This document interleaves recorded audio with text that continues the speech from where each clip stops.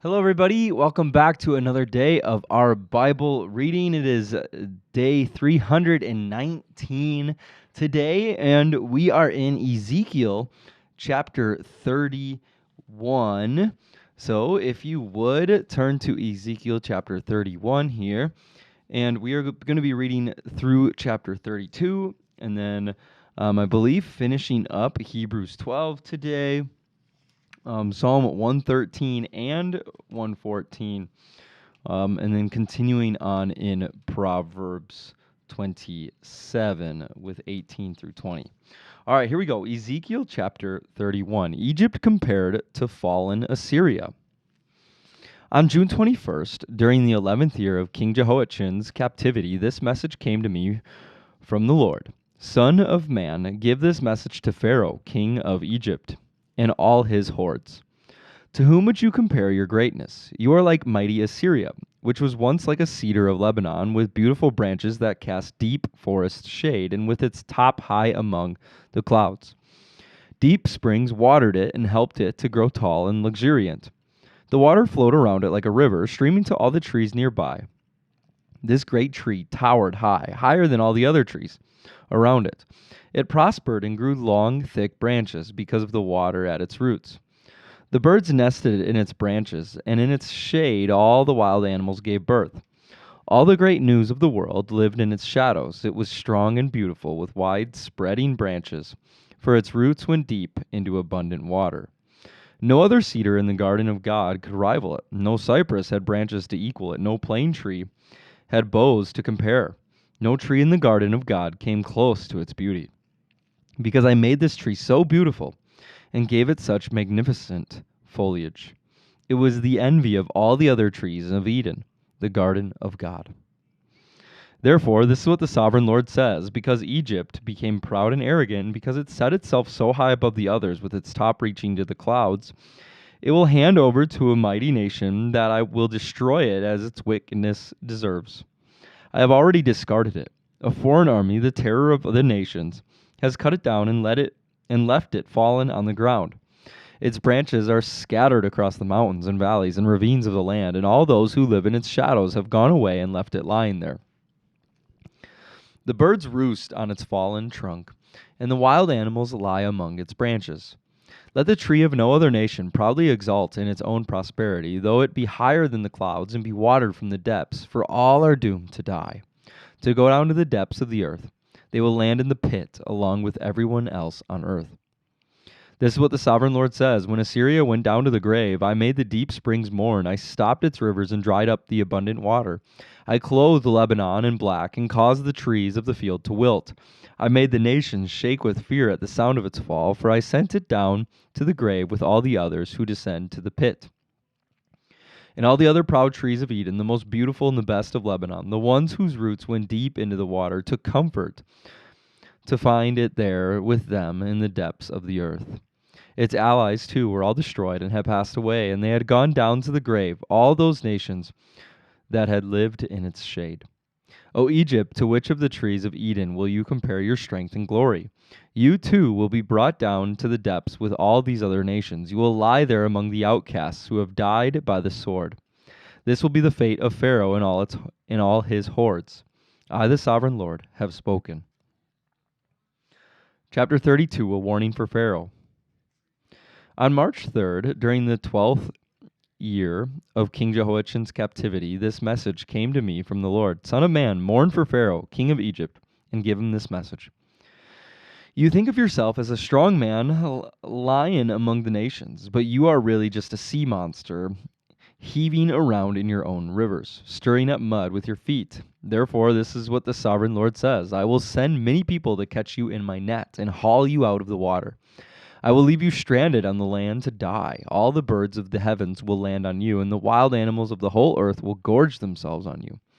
I will scatter your flesh on the hills, and I will fill the valley with your bones. I will drench the earth with your gushing blood all the way to the mountains, filling the ravines to the brim.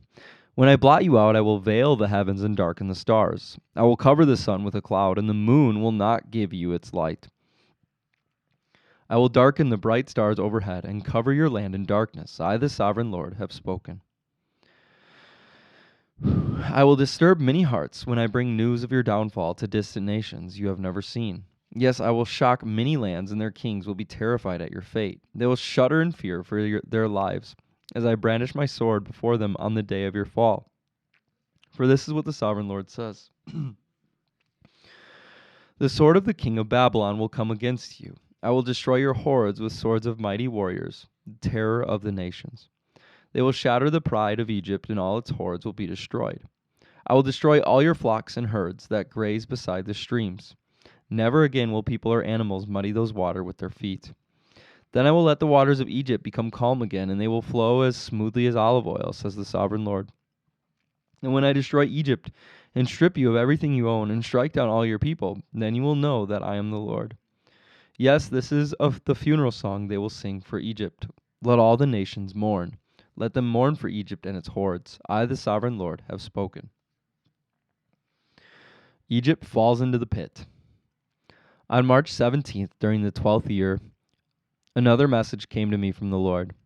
Son of man, weep for the hordes of Egypt and for the other mighty nations, for I will send them down to the world below in company with those who descend to the pit. Say to them, O Egypt, are you lovelier than the other nations? No. So go down to the pit and lie there among the outcasts. The Egyptians will fall with many who have died by the sword, for the sword is drawn against them. Egypt and its hordes will be dragged away to their judgment, down in the grave. Mighty leaders will mockingly welcome Egypt and its allies, saying, They have come down, they lie among the outcasts, hordes slaughtered by the sword. Assyria lies there, surrounded by the graves of its armies, those who were slaughtered by the sword. Their graves are in the depths of the pit, and they are surrounded by their allies. They struck terror in the hearts of the people everywhere, but now they have been slaughtered by the sword. Elam lies there, surrounded by the graves of all its hordes.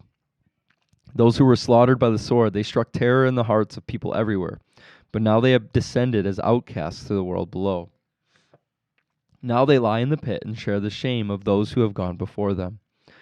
They have a resting place among the slaughtered, surrounded by the graves of all their hordes. Yes, they have terrorized the nations while they lived, but now they lie in shame with others in the pit, all of them outcasts, slaughtered by the sword. Meshach and Tubal are there, surrounded by the graves of all their hordes. They once struck terror in the hearts of people everywhere, but now they are outcasts, all slaughtered by the sword. They are not buried in honor like their fallen heroes, who went down to the grave with their weapons, their shields covering their bodies, and their swords beneath their heads. Their guilt rests upon them because they brought terror to everyone while they were still alive. You too, Egypt, will lie crushed, broken among the outcasts, all slaughtered by the sword. Edom is there with its kings and princes, mighty as they were. They also lie among those slaughtered by the sword, with the outcasts who have gone down to the pit. All the princes of the north and the Sidonians are there, with others who have died. Once a terror, they have been put to shame. They lie there as outcasts with others who were slaughtered by the sword, and they share the shame of all who have descended to the pit. When Pharaoh and his entire army arrive, he will take comfort that he is not alone in having his hordes killed, says the sovereign Lord.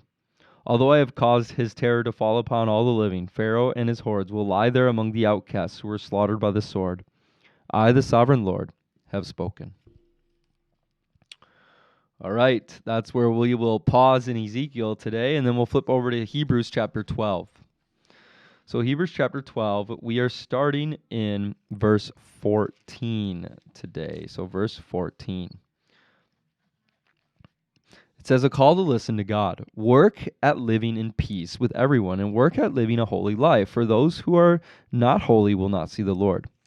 Look after each other so that none of you fails to receive the grace of God. Watch out that no poisonous root of bitterness grows up to trouble you, corrupting many. Make sure that no one is immoral or godless like Esau, who traded his birthright as the firstborn son for the single meal.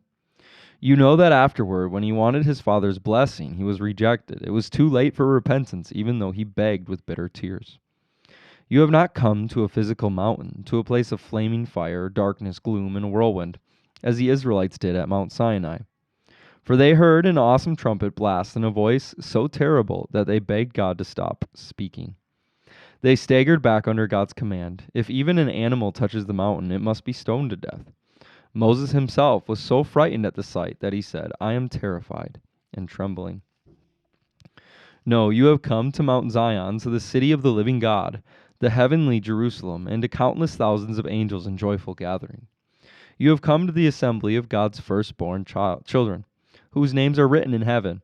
You have come to God himself, who is the judge over all things. You have come to the spirits of the righteous ones in heaven, who have now been made perfect.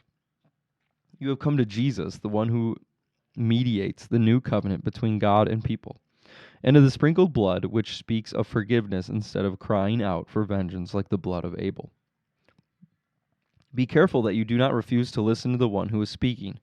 For if the people of Israel do not escape when they refuse to listen to Moses, the earthly messenger, we will certainly not escape if we reject the one who speaks to us from heaven. When God spoke from Mount Sinai, his voice shook the earth.